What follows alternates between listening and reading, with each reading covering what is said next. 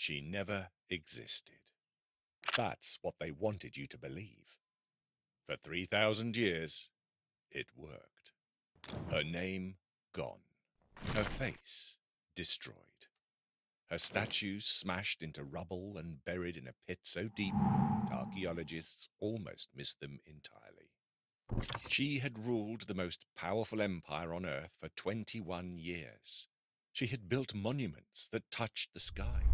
She had commanded armies, launched expeditions, and reshaped a civilization. And someone decided the world was never allowed to know. This is the story of the greatest erasure in human history, and the woman they couldn't quite kill. To understand what Hatshepsut achieved, you have to understand what she was up against. Ancient Egypt, 1507 BC. A civilization built on rules. And the most sacred rule of all? The Pharaoh is a god. A male god. Son of Ra. Ruler of the Nile. Protector of the two lands. Women didn't rule Egypt. That wasn't opinion.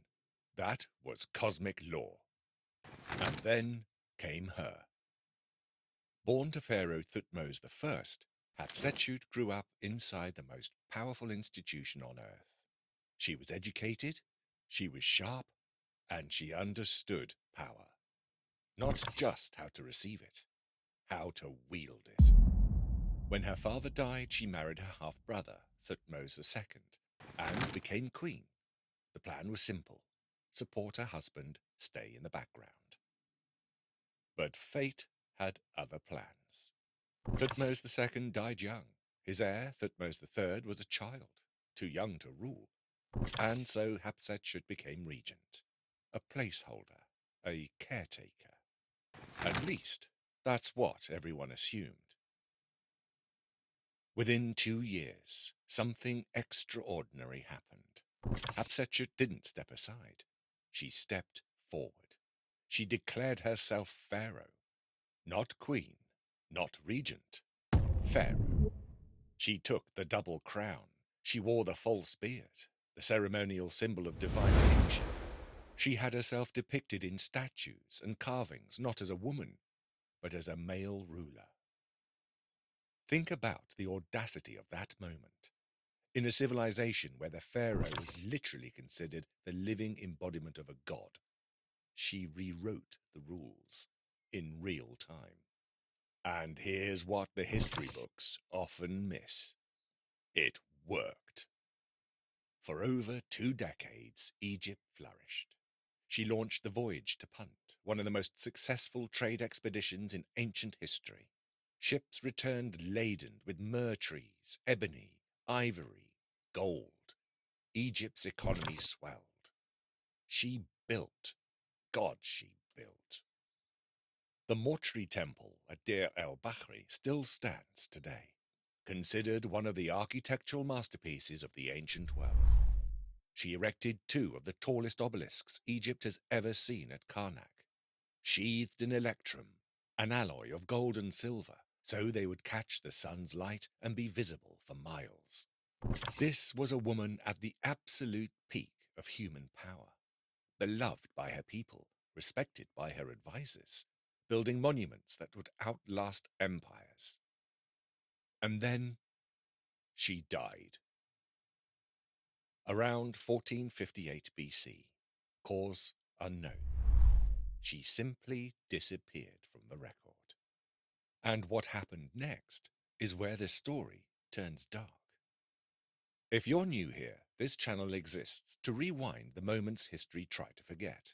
If that's something you're into, hit subscribe. We're just getting started. Now, back to the erasure.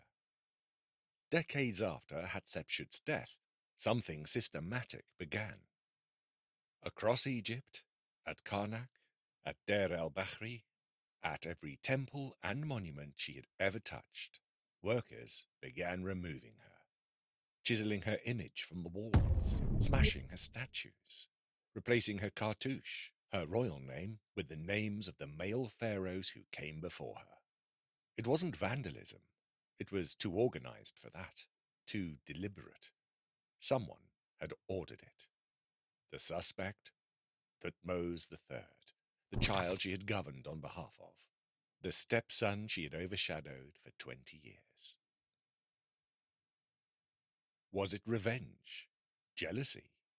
A bitter king waiting until his stepmother died to take his vengeance?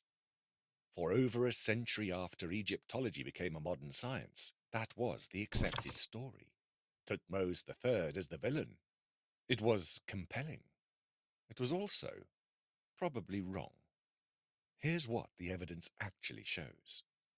The erasure didn't happen immediately after Hatshepsut's death. It happened decades later, toward the very end of Thutmose III's own reign, when he was an old man. So why then? Why wait? Some historians now believe it had nothing to do with revenge at all. Thutmose III may have been protecting his own succession. By erasing Hatshepsut, by removing the precedent of a female pharaoh, he was ensuring no one could use her example to challenge his son's claim to the throne. He wasn't erasing her out of hate. He was erasing her out of fear. For 3,000 years it worked.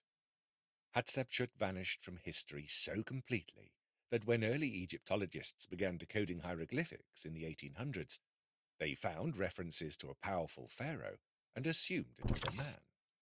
The carvings showed a ruler in male regalia. The name didn't match any known king. It wasn't until 1822, when the Rosetta Stone finally cracked the code of ancient Egyptian, that scholars began to notice something was wrong. The pronouns didn't add up. The grammar was female. Then, in 1903, archaeologist Howard Carter, the same man who would later uncover Tutankhamun's tomb, discovered a small, unassuming tomb in the Valley of the Kings. Inside, a mummified liver, a tooth, a royal canopic box bearing the name of Hatshepsut. The world had found her, but the mummy itself, still missing. That wouldn't be solved until 2007, over a century later. Egyptologist Zahi Hawass ran DNA tests on an unidentified female mummy that had been sitting, unlabeled, in the Cairo Museum since 1903. Overlooked, forgotten. The tests came back.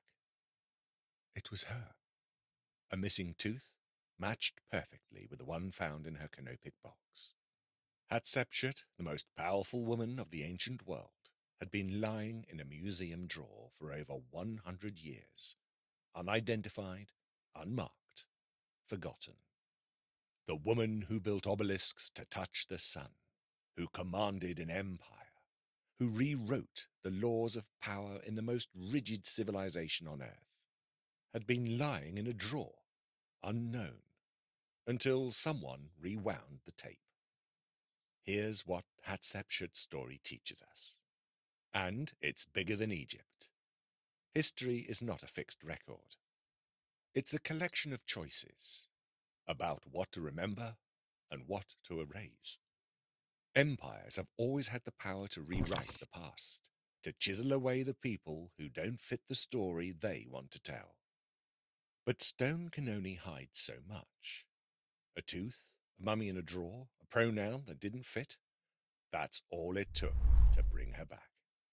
Hatshepsut ruled Egypt for 21 years. She built monuments that still stand. She led expeditions that shaped a civilization. She did all of it in a world that told her it was impossible. They tried to erase her.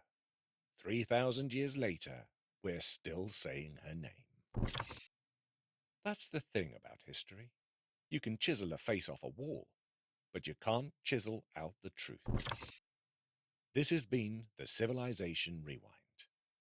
If there's a moment in history you think the world forgot, drop it in the comments, because we're just getting started. I'll see you in the next one.